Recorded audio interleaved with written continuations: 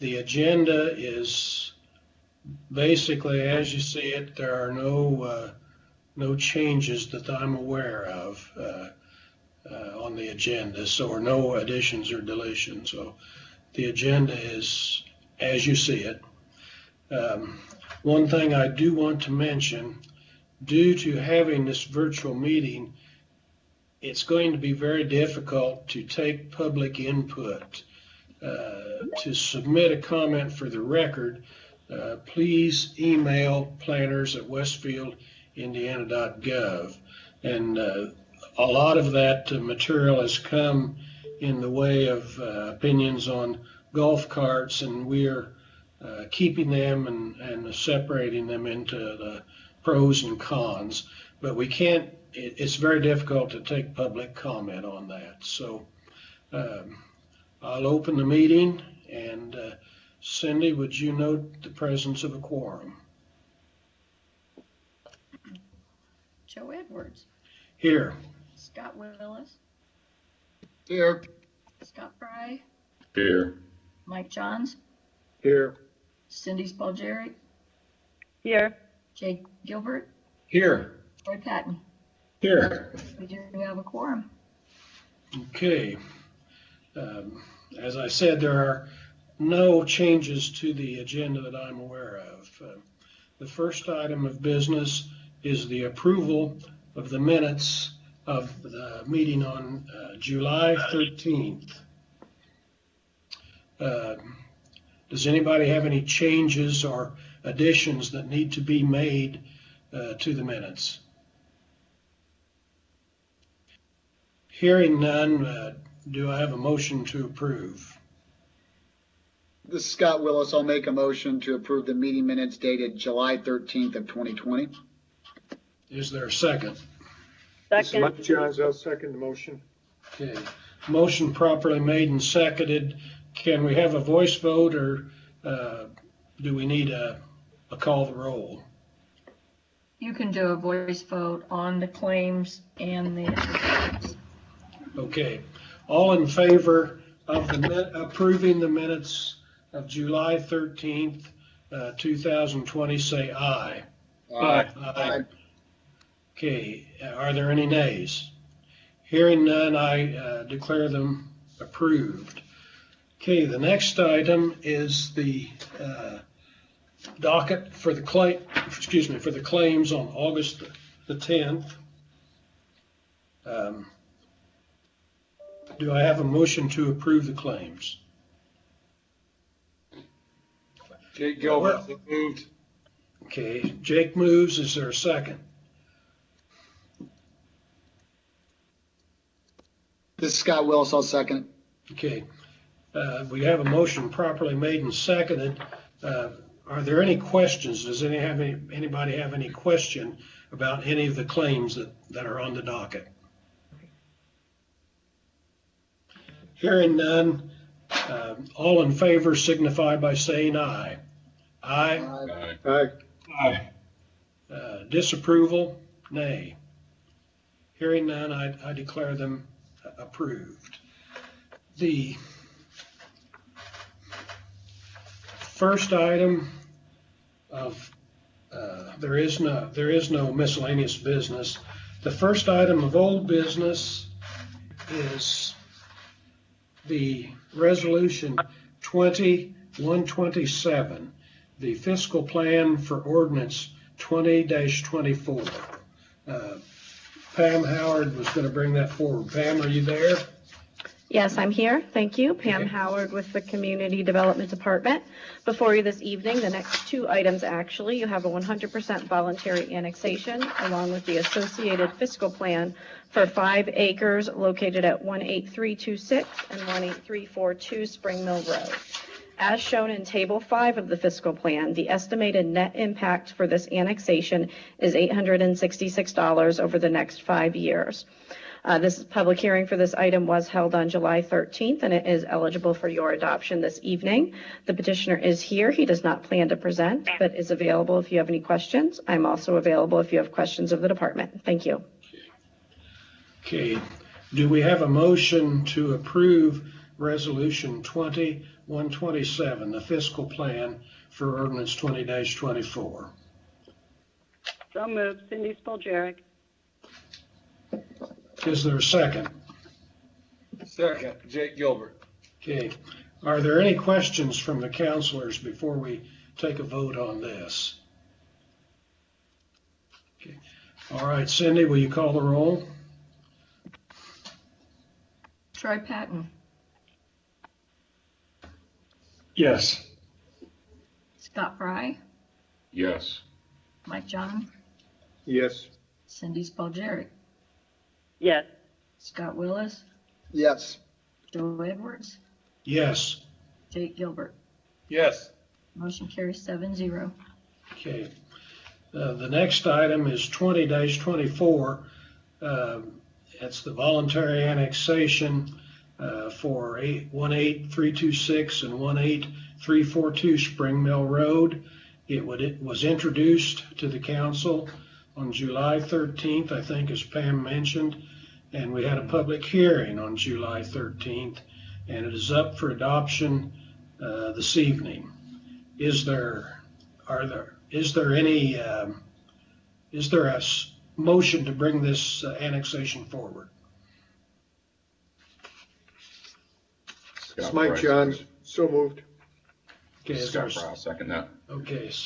Okay, we have a motion properly made and seconded. Is there any discussion on this voluntary annexation?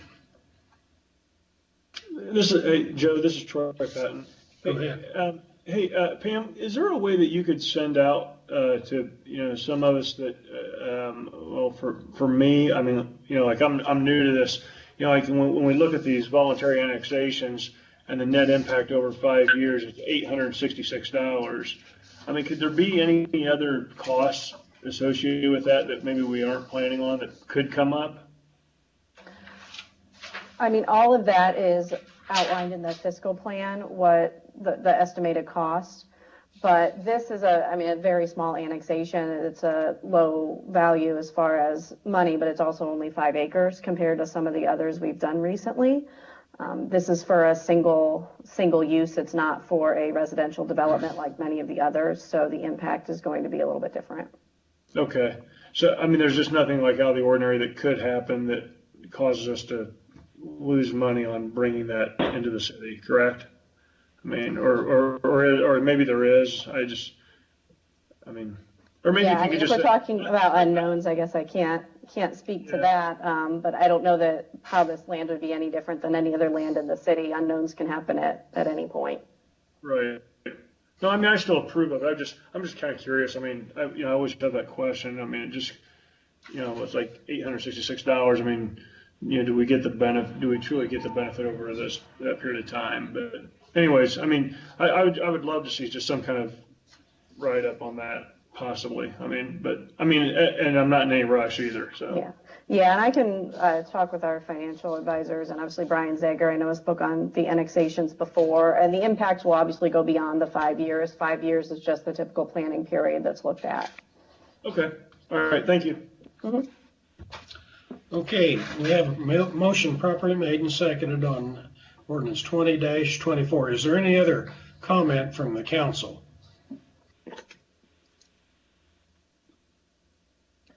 Okay, Cindy, will you call the roll?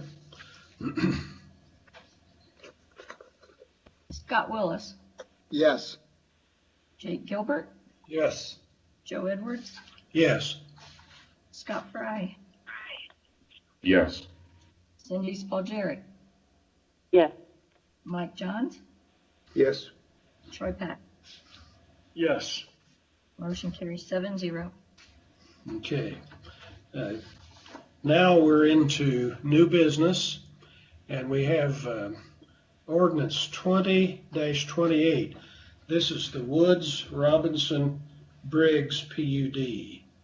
The developer on this is Birch Dalton. Birch, are you out there? I am on the phone. Okay. This is a council introduction tonight. It's in my district, and the plan, as you see on the map here, is just to the north of Grand Park. It's along the bottom of it, or the south end, is 191st Street. It's pretty close to the event center. But I think what's planned there, I'm going to speak briefly. Birch may want to elaborate on what I say, but the bottom part of it is going to be commercial. It's a commercial district, and then there's going to be, I think, a church in there. Am I right, Birch? And some housing a little to the north, and some housing a little to the west. But it's all going to be commercial along 191st Street. Birch, That go is ahead. correct. Go, see if I'm leaving anything out. No, you're showing the concept plan pretty well. Okay. And if you like, I can elaborate on some things.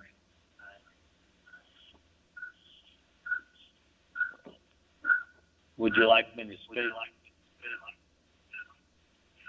Yes, please. All right. There's several exhibits, and I'm getting an echo here. Should I disconnect from Skype? No, somebody has their mic unmuted with the sound coming through, so I'm not sure who it is. I'm trying to discover. Okay. So I'm on my phone, and it sounds like I'm echoing into Skype.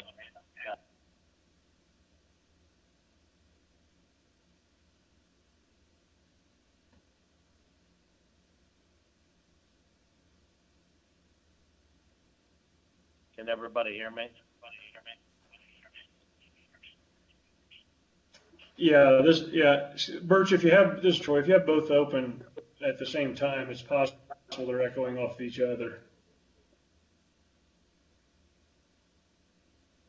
Am I better now? Yes. Yeah, so, yes. All right. Well, I won't go through all the exhibits and narrative statement. I think all you counselors will go through them in great detail. But what I want to touch on is probably 4 points, starting out with the 4 long-term landowners who have prudently, patiently, and diligently worked for the last year and a half with me to combine the properties to sell their family-owned land as part of a high-quality PUD. The Robinson family to the north, I've been family friends with them for many years. Coached their son in football, got to know him pretty well. The Woods family has been very active in deciding how the PUD would come in front of the council, including a very, very nicely thought and planned out park.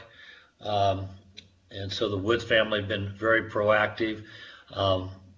The Briggs family, Mary Briggs, through their representative David Weekly, who has under contract, has been very active in this. And then the donut hole, Ed Warbolowski, who owns the 80-acre section there where you see the proposed roundabout, was very diligent in working. It's taken over a year and a half to get all the families under contract and consent. But we've approached this in a way that we have very good users lined up to go here. David Weekly, a proven high quality builder in our community. I've been working with Ed and Mike, and they will, you'll look in the exhibits of the type of housing they propose for the small lot, single family to the west. And then the small lot, single family on the Robinson property ranges from 36 feet to 65. And your first 2 landowners up there will be Mrs. Woods and myself. That's where we plan to put our downsized home. And they're going to run in a similar range, similar to the ones in West Clay that David Weekly has been so successful with.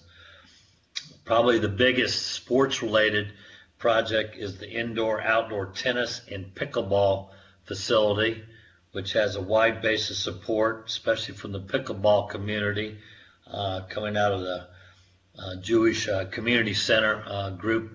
Have been planning to build a very large pickleball center, and we've got them, subject to getting it zoned, committed to come up to Westfield and make it part of the overall Grand Park. We have a significant church on the east side along the Monon that is going to be a major stakeholder, of which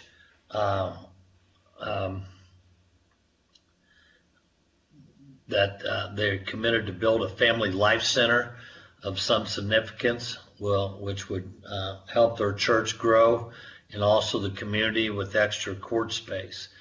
You'll see that, obviously the priority is to build their sanctuary and their daycare area first, but we have plans to build a significant family life center there.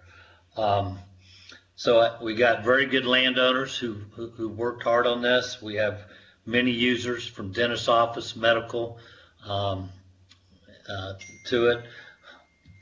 And, I think the two significant things that I know, and I asked to work closely with council and area planning commission and staff, is that I've asked for GB zoning on the commercial area. And I want to be clear that, obviously there's exclusions that we have to work through and get done. But my vision on it and my belief and experience with the COVID is that the general business is warranted to give maximum flexibility to the type of users we put here, both in a pandemic environment that we're in now and hopefully post-pandemic. And I want to have, for the families selling the ground and the users coming in, maximum flexibility with the proper exclusions. So I'm not pinned into something like what happened on the Link PUD, where I LB'd it and noted uses, and then the majority of them have been closed, from the hotel to the family entertainment center and a museum during COVID. So I asked to have an open mind here, a working relationship, and I look forward to detailed comments from each of you, concerns, questions. But I think we put a lot of effort in it. Staff and I started working on the concept plan last fall, and they put together a pretty long list of pros and cons, and they've adjusted it. The Woods family adjusted it. And with the Briggs parcel adding on, where I take over the commercial out in front, and David Weekly is going to handle the housing. So I think we got a good team. I think we got a great start on users, and I would respectfully ask that you allow it to be via this introduction night sent to APC, and as each one of you counselors have concerns, questions, positive or whatever, I'm happy to meet.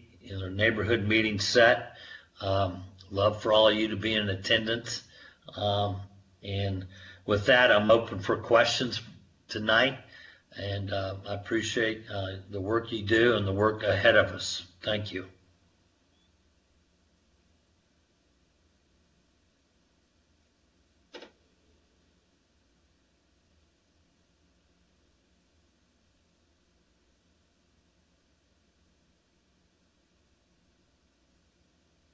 Is anybody there?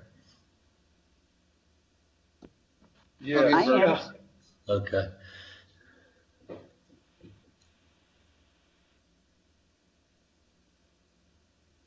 Joe, did we lose you? I think we lost Joe.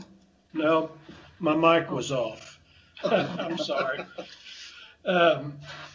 Again, thank you, Birch. I didn't aim to turn my mic off.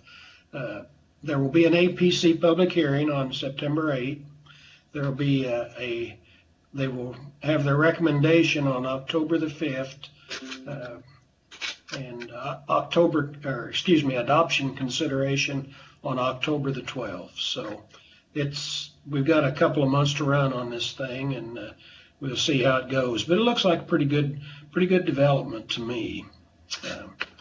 Thanks, Birch. The next The next item is ordinance. Wait, Joe? Yes, Cindy. go ahead. I have a few questions, and one is for staff maybe. Does our EDA area go all the way to 196th Street? Can someone answer that?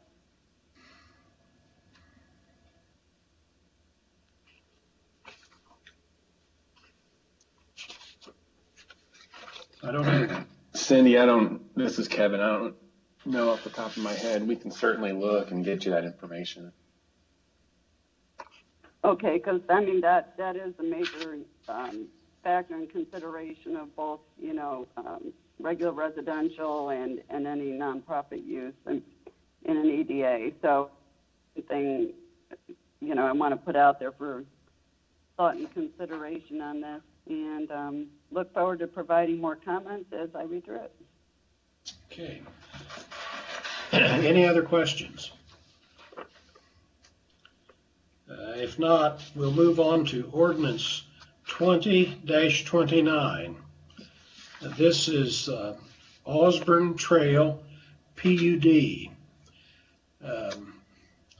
The developer is Chris Wilkes, I believe, is the developer on this one, and I have been sworn to secrecy. I don't think it's anything that would, it's not going to be a guided missile center or anything like that, but it's going to be something that I think will fit very well there. But I'm not to say anything exactly what he's told me in there anticipating, but it will. I think you'll be happy with what you see there. It's just a council introduction tonight, and it goes to the APC, a public hearing on September 8th, same timetable. The recommendation is due on October 5 and adoption consideration on October 12th.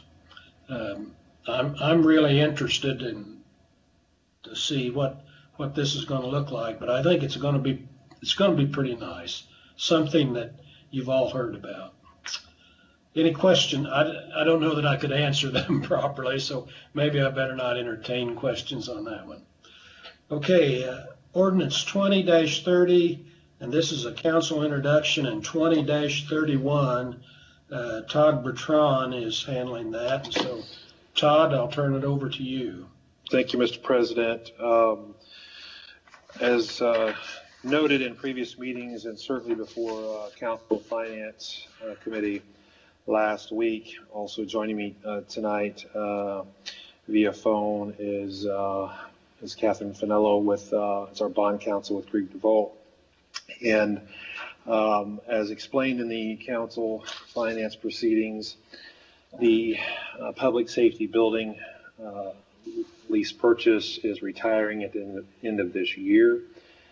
As a matter of background context, the building was built and occupied in 1997, housing both police and fire.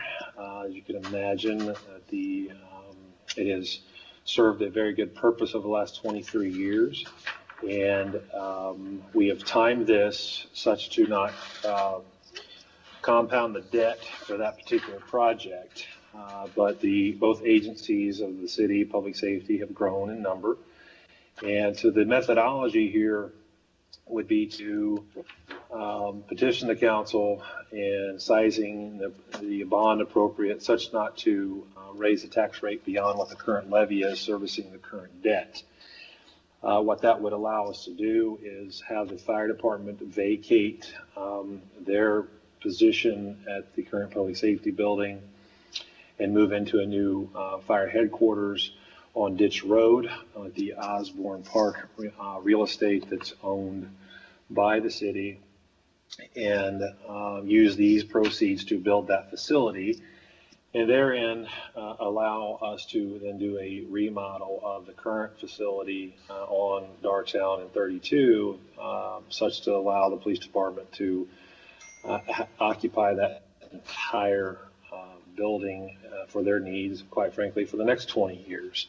It is worth noting, this is not a new project that has come about in just the last few months. We've been working on this for well over a year, doing space studies, programming the site conceptually on Ditch Road, and we've arrived at a time that is, I know that the council finance committee heard, not dissimilar from what the library is attempting to do, is reestablishing the debt such to not impact the tax rate and fluctuate it, to keep it steady.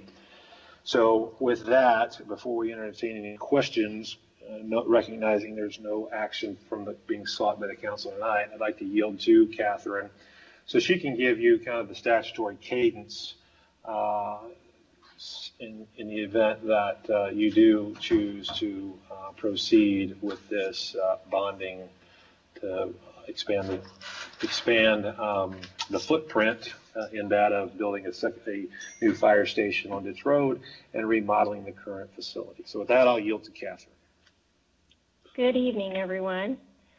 As Todd stated, I'll kind of give you a rundown of the procedures that would be required to issue the bonds that Todd mentioned. As Todd stated, this would basically follow the same concept. So the bonds would be issued by the Westfield Public Building Corporation as lease rental revenue bonds. Follows the same statutory procedures as actually pretty much existed with the original bond, which includes several approvals from the council. But the entire process starts with circulating taxpayer petitions. It does require 50 valid signatures of taxpayers in the city requesting a lease of the project. Once those petitions are received, they are actually reviewed by the county auditor for verification and certification. Following that, then we start the approval process of the documents, which includes the building corporation would meet to approve a form of lease. The council would meet to adopt its resolution, which receives the taxpayer's petition requesting the lease, finding a need for the project, preliminarily approving lease terms, and setting a date of a public hearing on the lease terms. Once we have the public hearing on the lease, we would then move into the next set of meetings, which would include the building corporation adopting the resolution, authorizing issuance of the bonds and approving forms of certain financing documents. The council would then meet to hold its public hearing on the lease, approve the lease, approve plans, specs, and cost estimates for the project, authorize execution of the lease, and authorize sale of the building corporation bonds. Once that lease is approved, we basically, under the law, execute the lease.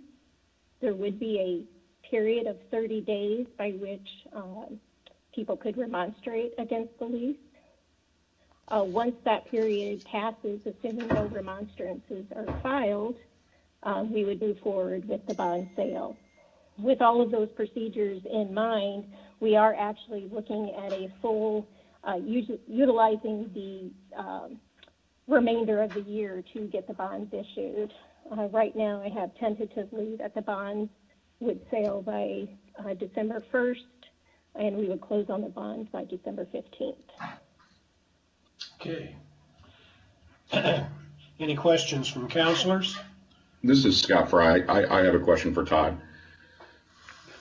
Todd, I just want to bring some clarity to this because I'm not sure if I misunderstood the way that this was presented tonight or if possibly I was confused at the Finance Committee meeting. So this is, the request is for a $5 million bond for both the construction of a new fire station and the remodeling of the current facility. Is that correct?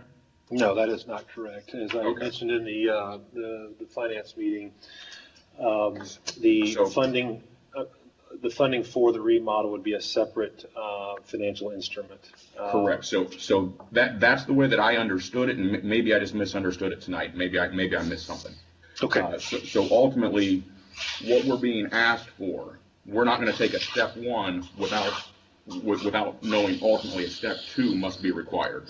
So in this scenario, even though today we're discussing 5 million, ultimately, if I remember the numbers from the Finance Committee, what we're looking at is a $10.3 million solution. Is that correct? Yeah, so I don't have firm numbers on the what the remodel is, and so Cripe Architecture is our agent of record, and so they have been actively meeting with the police department as the police department articulates what their needs are. Bear in mind that when we started this, we did entertain and explore the notion of vacating that property in its entirety to then sell it and make it into taxable land. But certain things have not occurred, and it would be cost prohibitive in our view to go and acquire additional real estate, perhaps more in the core of the city. So the numbers that I have mentioned in public at the finance meeting are conceptual, and so I would look to have more of a refined number for the remodel project before you would entertain moving on this particular action item. And ultimately, moving on this action item for the construction, that $5 million isn't really pinned down either. Is that correct? We haven't been to market for bids. That is correct. But that is the reason that number of 5 million has been publicly stated is because our financial advisor through Financial Services Group has taken a conservative approach and sized the bond according to the existing levy potential, such not to add more on, expand the bond beyond the current debt service that's there today. Correct. So it's based upon debt service and the levy and what we think will be available. It's not necessarily based on what we think it's going to require to build that building.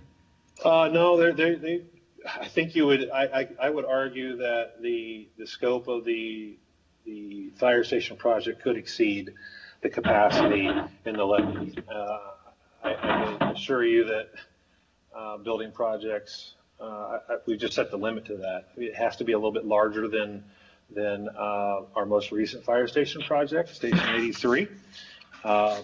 And so that's, according to Cripe, that is a safe number, and we've made that match what we're able to do and size the building and thus the bond.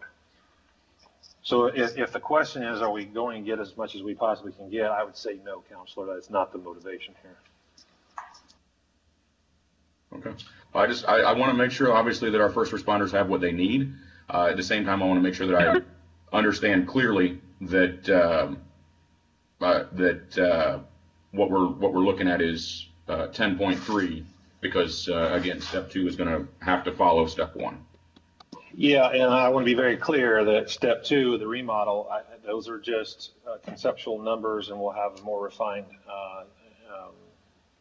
financial outlay on this as we progress through this. So I would make that as a footnote remark that I don't know with any certainty, and as the marketplace changes, that's what occurs. So we will keep this council abreast of it every step of the way.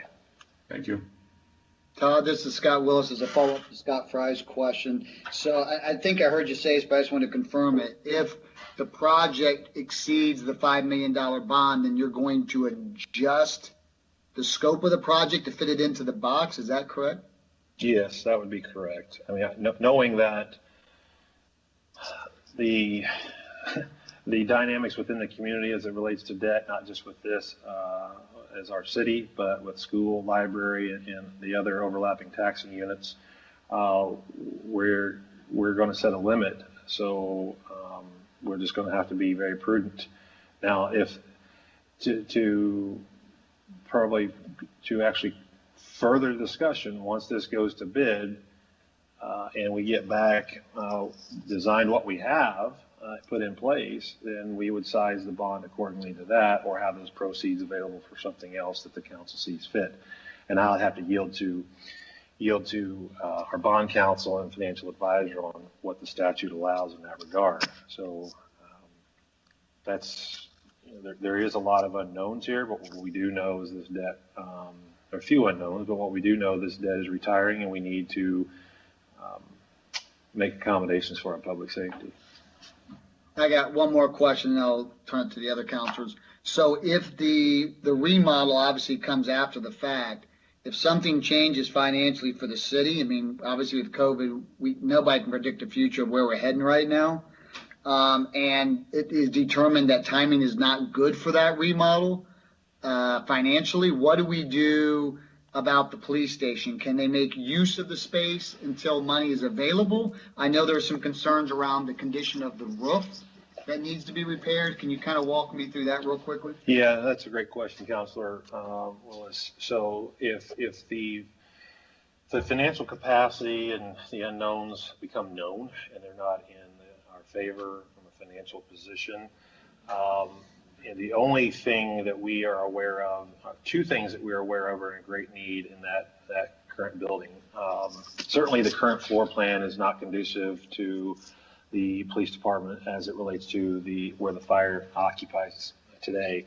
In light of COVID, we've had to transform some of our training rooms into bunk rooms to keep our responders safe, and that's in the fire department aspect. But to your point that if we lack the financial capacity or there's a significant economic downturn, we would just have to make do, but for the roofing system that is currently over the top of the fire apparatus bay. It's been an ongoing problem for many years. We try to remedy that, and those bays would likely be, certainly they'll be demolished in a remodel project, but we would have to look at those to see if what we would do and how we would treat the Bay Area in the absence of a full remodel. The other thing that we have got to deal with in that facility, the heating and ventilation system is very old. It's becoming very inefficient and costly in repair. The technology is old. It's a boiler system, and one boiler is easily $13,000, and there's 4 boilers that service that facility. Earlier this year, we had a generator issue. So just time has caught up with a lot of the equipment. It's not due to lack of maintenance. So those are certainly some critical items that would have to be addressed if we don't do a full remodel. Appreciate it. Thanks, Doc. Any other questions from counselors? Okay, this is simply an introduction, so we'll be looking at that in our next meeting. August the 24th. Okay, we have resolution 20-129 and 20-30, that's an ordinance 20-32. The resolution and the adoption can be tonight. So, Brian, do you want to comment on this? This is the SEP allocation area, and that's if I'm not mistaken, that's the project at 161st and Union, south. Am I right on that?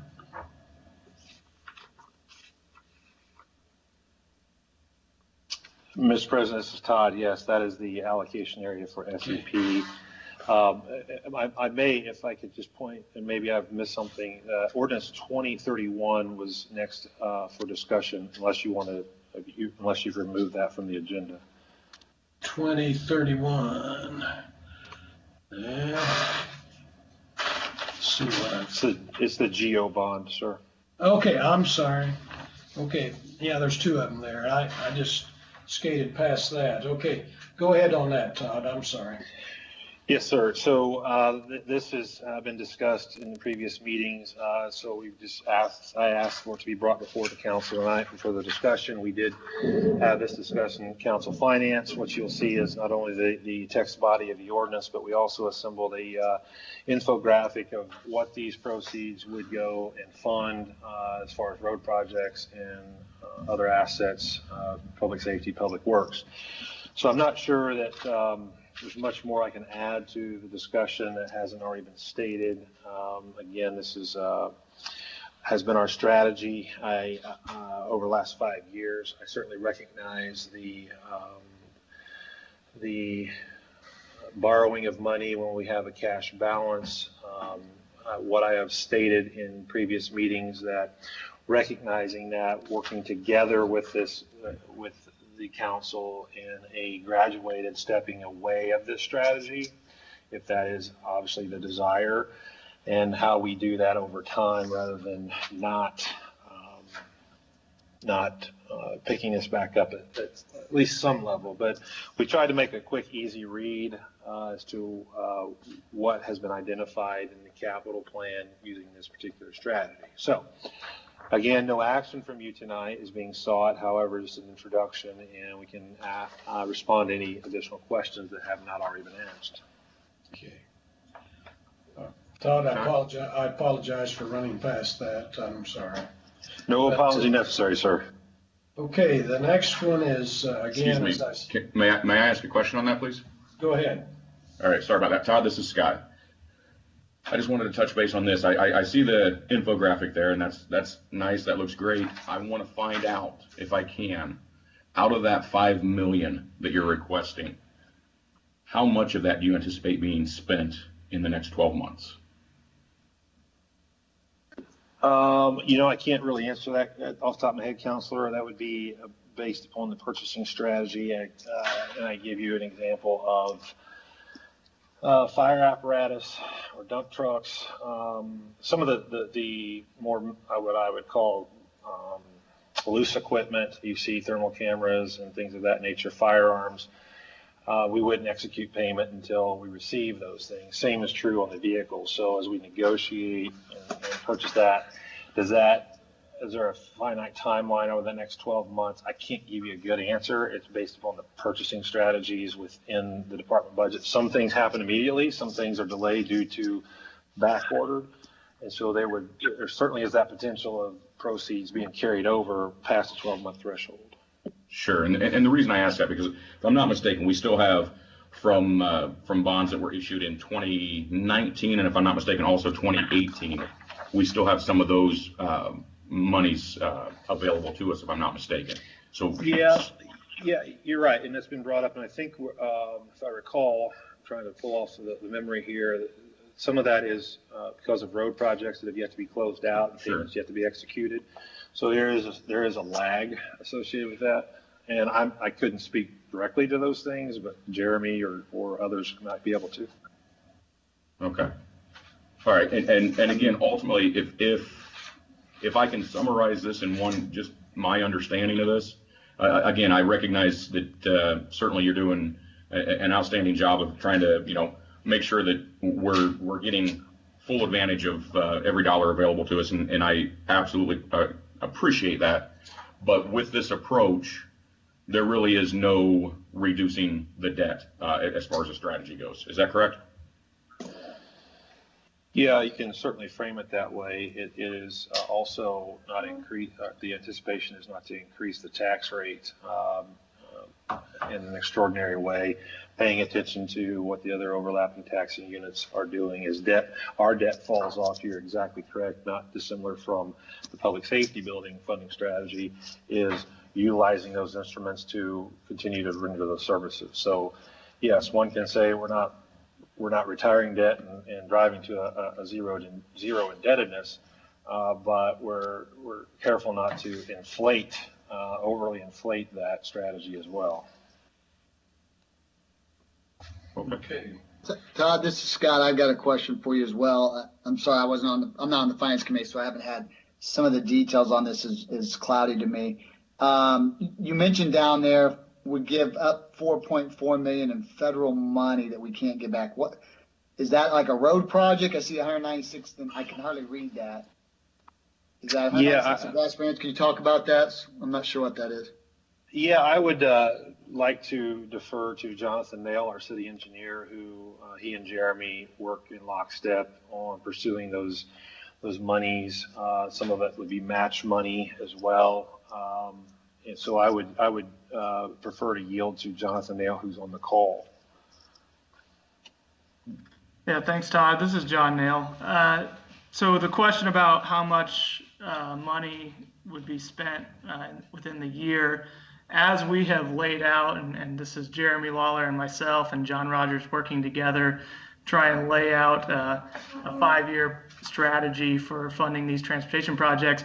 As we currently have it laid out, with the assumption of the 2020 GEO bond being available, we would spend about 1.75 million within the year 2020.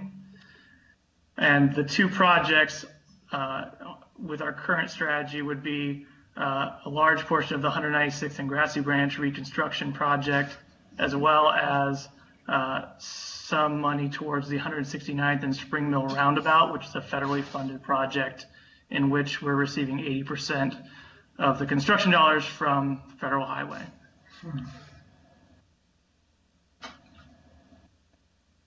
Okay, so follow-up question. If we delay, if we don't pass the GEO bond and we delay, do we lose it right away? I mean, what's the process here? If we don't approve this and it takes us a year or two to come up with the money to support that project, is that time sensitive, or can it sit for a while? The answer depends on if it's a locally funded project or a federally funded project. These federally funded projects have letting dates that we have to meet. If we don't meet them, we are in danger of losing that funding. So we would have to come up with another strategy and find money elsewhere to meet our 20% match commitment for those. Otherwise, we're going to lose that funding totally. With regards to local funding, locally funded projects, each one's a little unique. And the reasons for doing the project may be different, but we would have perhaps some more flexibility with trying to find a way to fund locally funded projects, because we wouldn't be at risk of losing federal dollars in that situation. And John, thank you. This is Jeremy. I think I'll comment a little bit further on that. So our strategy about GEO bonds started several years ago, 2016 or 17, from a road construction perspective. So when this says that we would give up $4.4 million in federal money, what that means is those three projects that you see there, the three roundabouts in particular, they were planned, programmed, applied for, and assumed based on dollars available associated with the GEO bonds. So if the GEO bond strategy goes away prior to 2022, which is where we've programmed out to, then we would need to come up with roughly $8.7 million to fund the projects that were programmed and scheduled based on our capital plan and our sustainability plan utilizing the GEO bond dollars. All right, that definitely helps. Appreciate it. Okay, are there any other comments on the GEO bonds? Yes. Go ahead. Yeah. So I just have a couple comments on this. So number one, I mean, the 4.4 million. I just want everybody to understand that it presumes that we don't have cash to spend on this project. Number one, that we would have to do this GEO bond, when in fact that's probably not the case. And I know Todd and I just have a difference of opinion on this, and his points are valid as well. But we have $91 million in cash on our books now. That includes Grand Junction. So we still, even with our current spend schedule, we have 12 months of cash on hand as a city available to us over time, and presumably we are going to get some additional funds from the state next year, albeit potentially smaller. That's number one. Number two, as I thought more about this, when we talked in the finance committee meeting, and we talked about this perpetual debt plan. And it's in order to keep the tax rate up, and and it's part of the plan to have all this cash on hand. If you think about it, if had we never implemented this strategy of this GEO bond strategy where we're paying it off over 5 years, the actual cost would be much smaller than paying off a certain amount, because at this point in time, as we're paying off these bonds, we're paying off in 2020, we're paying off bonds for the last so many years, we would actually have that money anyways. So we would have never had to have the GO bond to begin with. Now, with that being said, if we really truly believe that the GO bond is something that we want to do because we want to keep the tax rate, up to the highest or to the fullest potential, why don't we as a city say, hey, we want to make sure we keep our tax rate up in case we ever need it, but at the same time, let's provide free trash service to all the citizens of Westfield, or discount that, so that way the actual people of Westfield participate in that increase or in that high tax rate schedule. I mean, that's just a couple of comments, that I have in regards to the GO bond. So. Well, and appreciate that, Councilor Patton. Never have we assumed that we didn't have cash in this strategy, and certainly there's a difference of philosophy and strategy. But again, I will say that if we can work towards a stepping away of this, utilizing cash, that's fine. And I'd also underscore that using your trash collection example. This is a property tax serviced bond instrument, general obligation, as you know, and so everybody, quite frankly, is paying into that, and everybody would then therefore benefit from that across the entire the AV base. So it's not just localized to one particular taxed group. So again, I would just in maybe the days and weeks to come, that we have rather than banter this back and forth, it's either an up or down. Is there a way we can work through a particular strategy? Okay, any other questions or comments? Okay, these items will move on to our next meeting then on August the 24th. The next item is Resolution 2129, the SEP allocation area. And again, I assume that this allocation area is at 161st in Union, the southwest corner. Am I correct on that? Who's going, Brian, are you going to speak on this, or how do we? Yeah, I believe. Catherine, I can. Yes. Oh, go ahead. Yeah, Mr. President. Yeah, Catherine, I'm here. I can yes. speak to it if you'd like.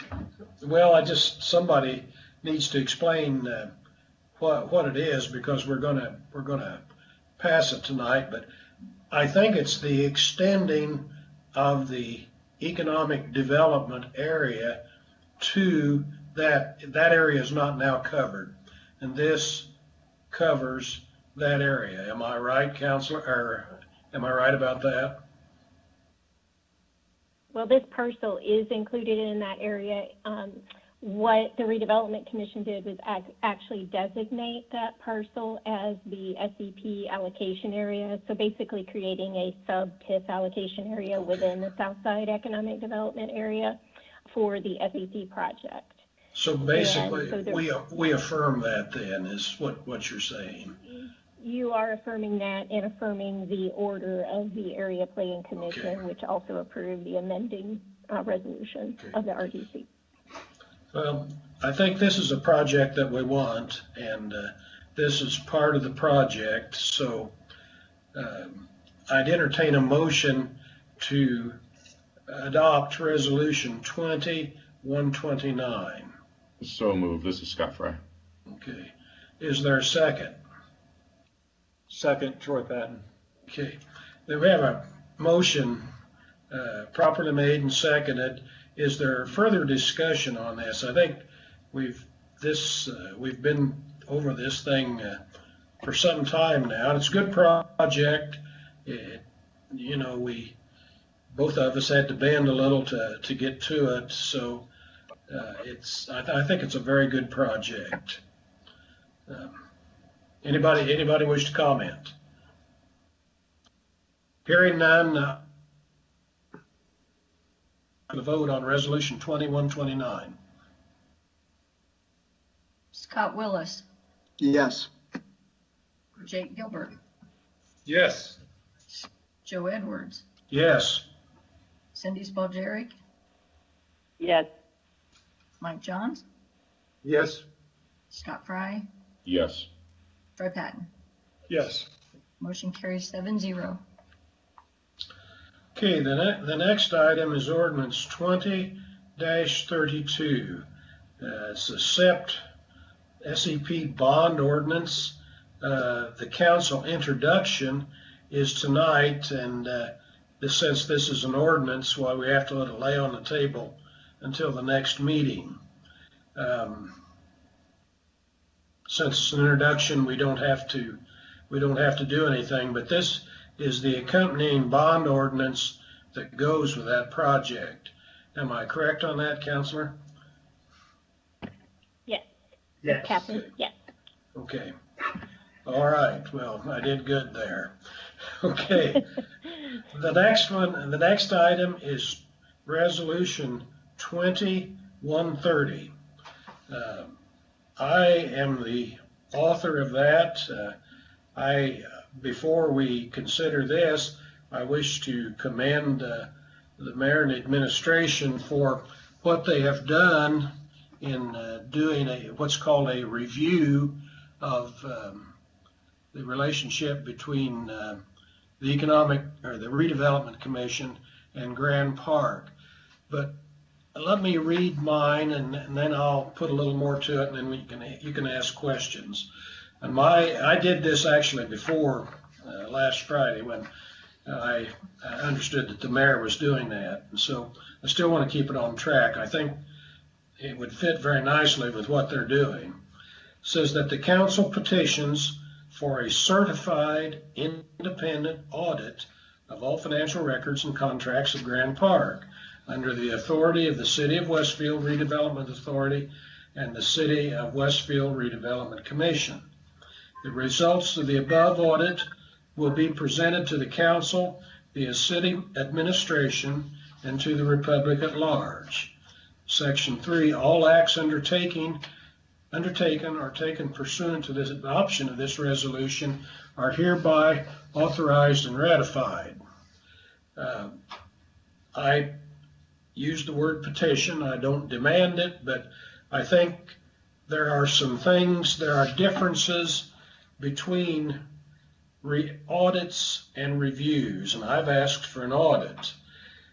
An audit is the highest of the services an auditing a CPA or CPA group can perform.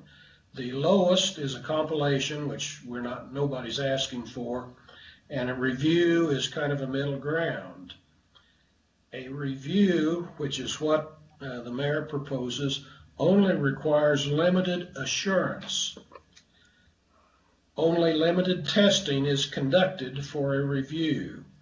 And so a review basically reports on the plausibility of the financials of the companies or outfits that are being examined. So to me, if we're going to do this, we ought to do it right.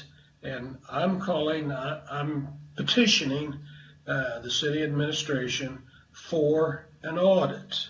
So I'll open it up for questions.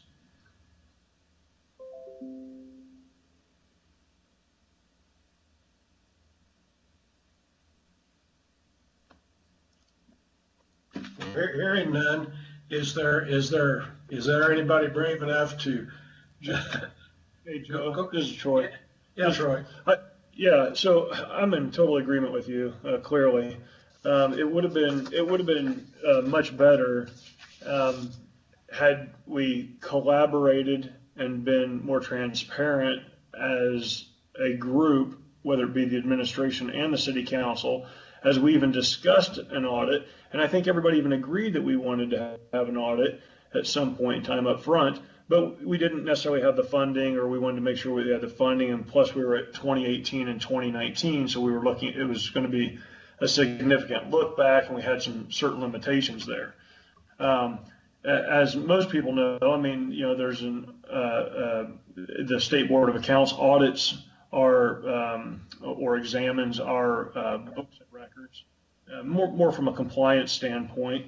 on an annual basis, or sometimes not so annually. But it would have been great to actually work together as opposed to throw out a press release on something that, like you said, to use your words, is clearly, I would say, superficial at best, instead of having us go through and work together to try to create something that would benefit the taxpayers as opposed to appease maybe just one side.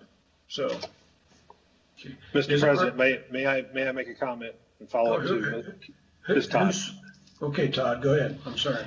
Yeah, so I appreciate what you and Councilor Patton both said. It's certainly collaboration is key when you govern, as I noted in an email earlier today. I think what you'll find with the team that the mayor has appointed will be more than just a superficial audit or a review. I think you will find that this will be very high level and very high, also very comprehensive. So I think it's certainly has been talked about, as Councilor Patton has noted, and the statute lends the mayor, any mayor, the ability to do so, and working with the council president and this council moving forward, and what this examination, this audit, if it turns into something more than that from a forensic standpoint, then so be it. And as you know, that Mayor did interact with you as council president to let you know what we're doing. And in the end, it will benefit us all in systems and processes and procedures. I'm sure that the team will find areas of deficiencies of where we all can do better, and I look forward to that guide. And as we move forward, certainly happy to collaborate heretofore. Okay. I think when we're at it, we ought to do the best we can. And I think the word audit is the best we can rather than review. It's, the scope of the engagement is completely under the control of the administration. But, and it's important to understand that, and we are the receivers of what goes on eventually. But I think it's important to have the word audit in there so it's understood very plainly. That's just my opinion. And Joe, this is Scott Willis. If I could add a comment, I'd like to, I hope, and I know this resolution doesn't necessarily take it to that level, but I hope that the council and the mayor can work together on what the desired end results will be with this process, this review, and because it doesn't benefit anybody if one side doesn't feel it's thorough enough versus the other side. If we really want to deliver a product to the taxpayers in a way that they all can feel confident that we're doing our job and we're doing the best we can to do the best we can with their tax-paying dollars, I think it benefits everybody for us to slap the table as a group, be collaborative in how we're doing this, and come up with an end product that's equally shared between the council and the mayor, and results that we all agree will be thorough in nature. So I'll just throw that out there. Okay. And I hope that we can work towards that in the coming weeks. Okay. Yeah, I think that Scott Willis, that's a great point, and really that's why I would probably encourage the administration to backtrack their comments and their review that they've hired these folks to do, and go ahead and cease that and actually work with us to do a proper audit, because it would be no different. And just to elaborate on what Scott's saying, is if we went out and said, hey, we're going to go hire 3 people and we're going to make sure that they understand the scope of what we want them to look at. And I, as a CPA myself and who's audited books, I mean, I'm pretty sure that we could find people to go the other way. I think it has to be a collaborative effort, and at this point, there's definitely not that. So let me interject here, Councilor Patton. Would it satisfy the council to know that the direction the mayor has given Baker Tilly, Taft Law, and BKD, very reputable firms, might we all agree, that this audit, as it is now known, will look at the RDC, Grand Park, all contracts, all general fund accounts, payroll, and P-card. That's pretty comprehensive and wide scope. It's not just a monolithic approach. Okay. So with that in mind, Okay. that's a pretty broad scope. Yeah, I'm just going to give you a quick analogy here, and I think this is fair. And actually, I do appreciate the fact that he's making this effort. But it'd be like if I had a horse and I said, hey, I'm going to get this horse to drink this water over here in this stream, and somebody asked me, did the horse get water to drink? Yes, he did.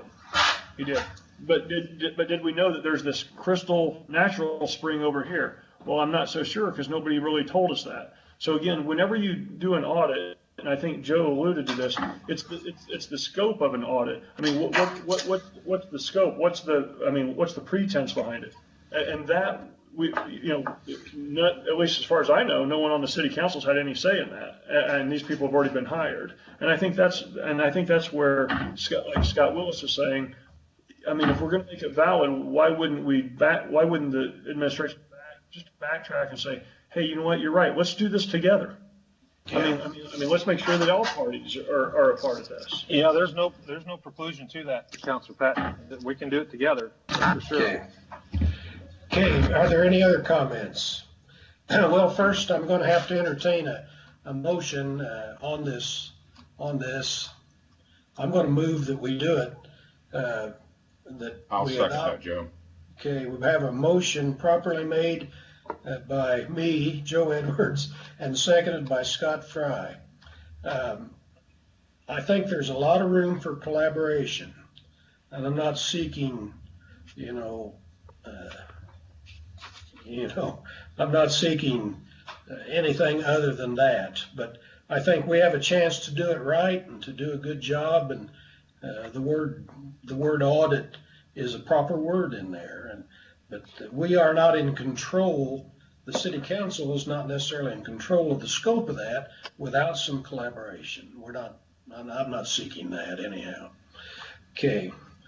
Are you ready for the question? We have a resolution 20-130 before us. Clerk, will you call the roll? Okay, Mike Johns. Yes. Excuse me, Cindy Spalgeri. Yes. Scott Fry. Yes. Troy Patton. Yes. Jake Gilbert. Yes. Joe Edwards. Yes. Scott Willis. Yes. Motion carries 7-0. Okay. We've got that. So now we have resolution 20-131.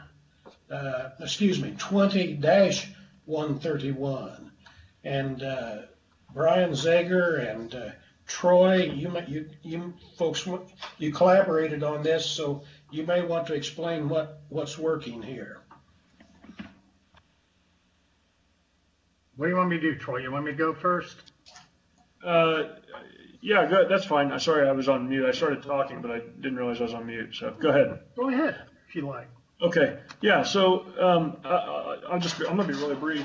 I think it was great. Todd Bertrand had reached out to many of us, I think, today, and I'm not sure if this was the focus of reaching out or not, but I think it was great that he reached out, and over the next couple of weeks, we want to meet with the RDC and start to work on the agreements that the RDC has established, and really to memorialize those meetings and collaborations and agreement, and to be transparent to the taxpayers. We have resolution 20-131 that really basically gives the council the ability to review and approve future agreements that the RDC has, and prior to any funding through the budget process, that any month-to-month or verbal agreements will not go past December 31, 2020 without any kind of written agreement or ratification approved by the city council. And Brian, that's where I can turn it over to you if you'd like.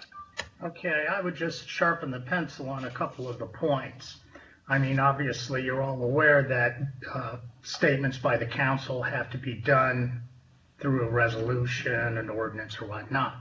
And this resolution, as Troy said, does those things, but keep in mind that it doesn't do anything currently other than put everyone on notice that the 2021 budget will not have any funds allocated to the RDC, RDA, or their uses on property owned and operated by them unless there are agreements. And that's what this resolution is saying. Okay. Are there any other comments? Yeah, this is Jake Gilbert. Just appreciate everybody's work behind the scenes. We needed to move the ball forward and get some positive momentum on this. I know a lot of people here from the administration, from the city council, has spent a lot of time and conversations, and I know we've put a lot of work into this, and this has changed a lot over the last 2 weeks. But I do think this is a step in the right direction, and I look forward to the collaboration and the talks between everybody going forward. Okay, any other? If not, I'll do. I'd like to Sorry. I'd like to. Go ahead, Cindy. Oh, I'm Go sorry. ahead. But you want something too? I have a question, but go ahead, Cindy. Ladies first. Yep. Oh, you're so sweet. Thank you. You know, this has become important to me just over the years. We have a hybrid kind of project, if you will, out of Grant Park. And the things that happen that are endeavored into out there do wind up impacting other parts of our city budget beyond those TIP funds designated in that EDA. And it's because of that I think this is really necessary. Moving ahead, I think we all have to be on the same page, know what's coming in, what's going out, what the expectations are, especially when we're talking about our taxpayer dollar and how that's getting allocated. So again, something I support and I appreciate it. Thanks, guys. Okay, Scott, you were next up on deck. I just had a quick question, and I'll concur what Councilor Gilbert said. Troy, I appreciate the effort on this, and Todd as well. I feel like this is moving the ball in the right direction. I just had one quick question. When we're talking contracts, are we talking contracts that come out that are being either budgeted or paid out of the general fund? So if there's nothing coming out of the general fund, we don't have overview of that contract. Is that correct? Or is it not? Am I not correct on that? It's the RDC, period. Also, sorry, just to interject. Hey, Brian, on section 3, it says this ordinance, and I apologize, I just saw that, and it should say this resolution, correct? You're right. Now, I'll change that and get it to Kim. Okay, sorry. But, yeah, okay. The last line also. So, Mr. President, I'm sorry. I'm sorry. I was trying to speak to Mr. Willis's Yeah, go ahead, Todd. question there.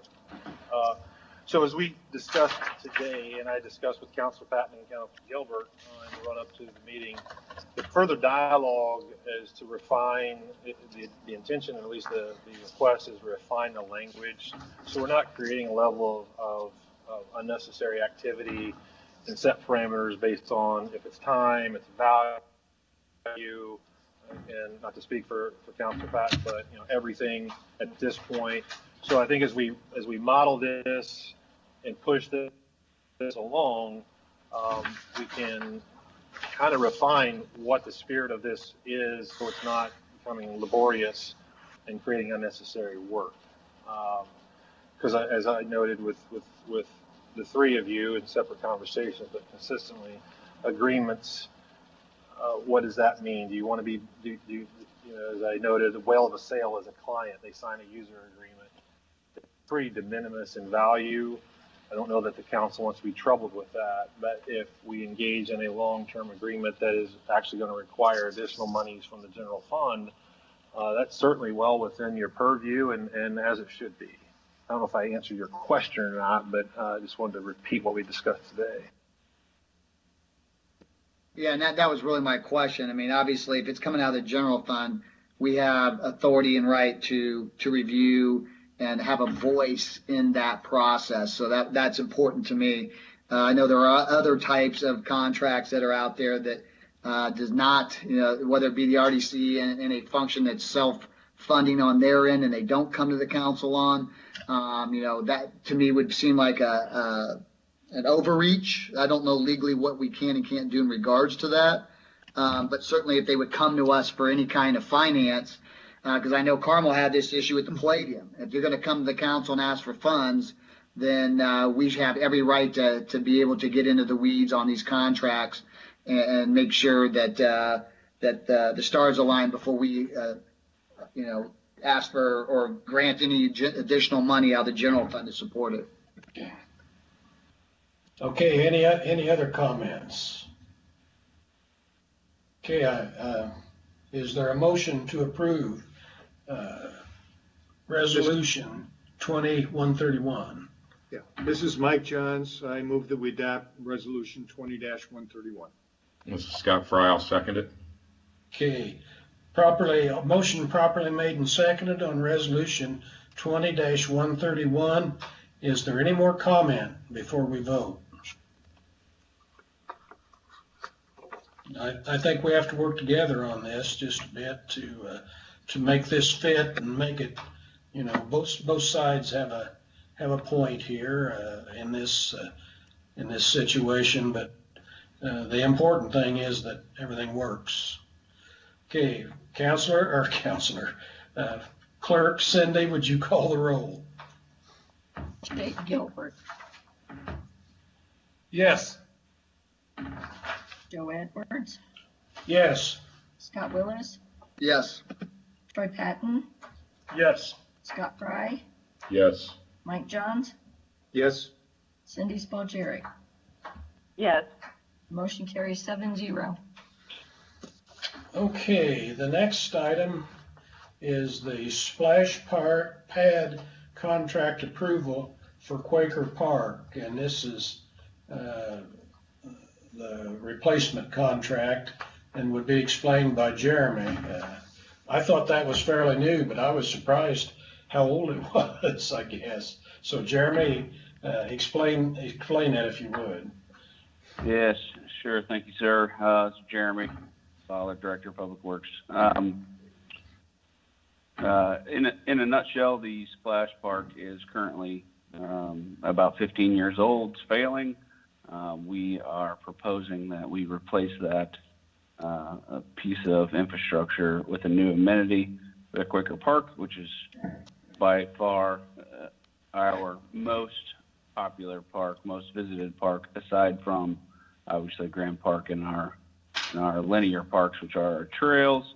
After the RFP process, the bid came in at about $299,110.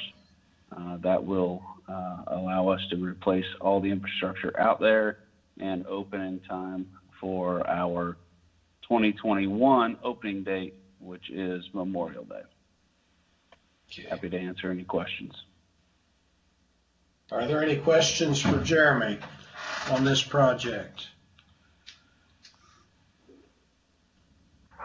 Okay, Jeremy, thank you very much. Appreciate it. Thank you all.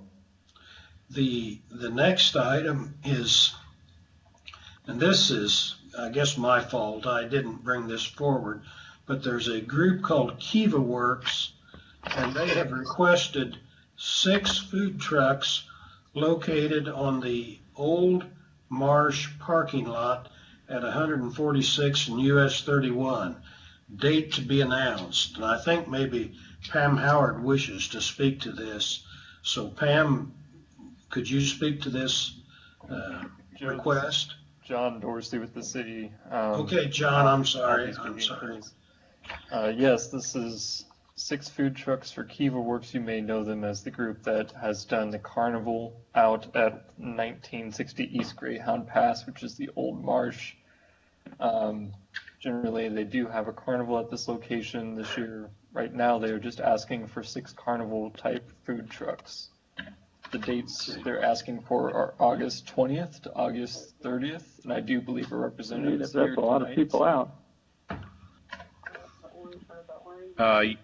Yes, this is Blake Houston with North American Midway. We're actually a Indiana-based company out of farmland, and just thanks, Jonathan, for you've been helpful with getting things organized for this. And like you said, August 20th through the 30th is where we're looking to set up the 6 food trailers with just the typical fair food. We're calling it the taste of the fair: French fries, corn dogs, sweet corn, funnel cakes, deep fried Oreos, the typical fair foods.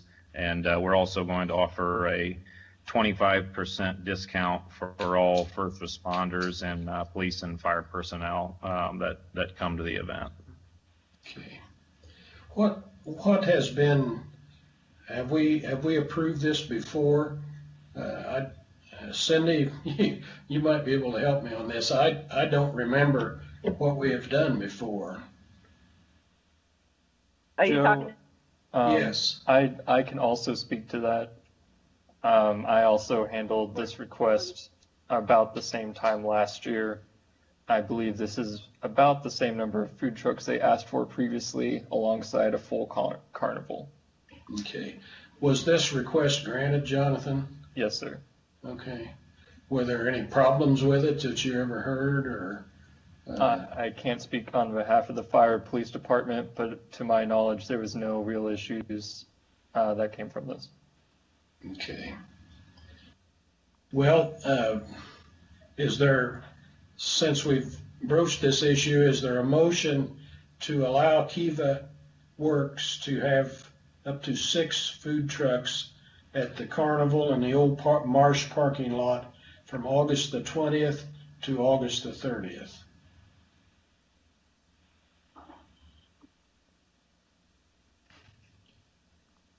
Jake Gilbert, so moved. Okay, is there a second? Second, Troy Patton. Okay, Troy. We have a motion properly made and seconded. Is there any more discussion on this? Joe, I would like to just mention that we did receive a comment and a follow-up for this, and it was forwarded to all of the council, if you have not had a chance to read that yet. I don't, I don't remember reading it, Jonathan. It just came through under Pam's email. I was having issues with my own. She sent that here not too long ago. Okay, I have not seen, can you paraphrase it for us? What she said? Yes. First one came in from Birch Dalton. Give me just a moment here. Which Hey, reads, Jonathan, Birch Dalton here. Can I go ahead and comment? Yes, if the council would allow that. Yeah, make it quick, Birch. What have you got? I didn't realize it was for the carnival, and so I support her 100%. I'm an investor in food trucks, and I think they work in other areas other than Westfield. So I sent 2 comments after I looked up what the use is for. I kind of withdrew all my questions, and it's a good use, and I'll shut up next time until I read everything. Sorry. Okay. All right. Well, we have a motion properly made and seconded. Clerk, will you call the roll on this? Mike Johns, Yes. Cindy Spalgeric, Yes. Chuck Fry, Yes. Jake Gilbert, Yes. Joe Edwards, Yes. Scott Willis, Yes. Troy Patton. Yes. Motion carries 7-0. Okay.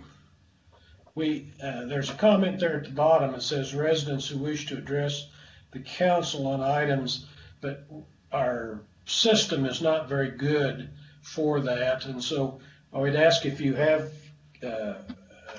questions about like the golf carts or any pending issues, pending ordinances, that you would address them to, what is that address, Todd? Kevin, I mean, Yeah, that's planners@westfield.in.gov. okay, And thanks, that's Kevin. listed on the agenda as well, so. Okay, all right. We have another space for city council comments. Are there any council comments? Joe, this is Scott. I've got to ask, and I apologize for taking 2 steps back here. Was there a vote on the splash pad approval? No. Did we need a vote on that? Yes, sir. Okay. All right. Well, let's go back and do it then. I'm sorry. I thought that was just a matter of information for us, but Let this serve as a motion to approve. okay. Motion made. Is there a second? Second. Scott Willis, second. Okay. Motion made. Probably seconded. Cindy, would you call the roll on this on the splash pad? Scott Willis, Yes. Joe Edwards, Yes. Cindy Spalcheri, Yes. Mike John, Yes. Scott Fry, Yes. Jake Gilbert, Yes. Troy Pack. Yes. Motion carries 7-0. Okay. And now we're ready for, are there any city council comments? I would simply say we still have a couple of ordinances in the fire and they need to be kind of worked on. I know Cindy and Brian Zager and Scott Fry are working on the sunset addition or ordinance. And also there is an ordinance about campaign contributions that we need to, it needs to be taken a look at anyhow, and perhaps modified. I don't know. I'm not very informed about what the state limits are or anything like that, but we need to make sure that they're in proper form and that we have deliberated, a little bit, among the general public on the pluses and minuses of these things. So we're taking them some extra time. On the one about the sunset, I have asked the city attorney to, before we announce that we're going to vote, to have that in the hands prior to that, so that the development community can look at it and tell us,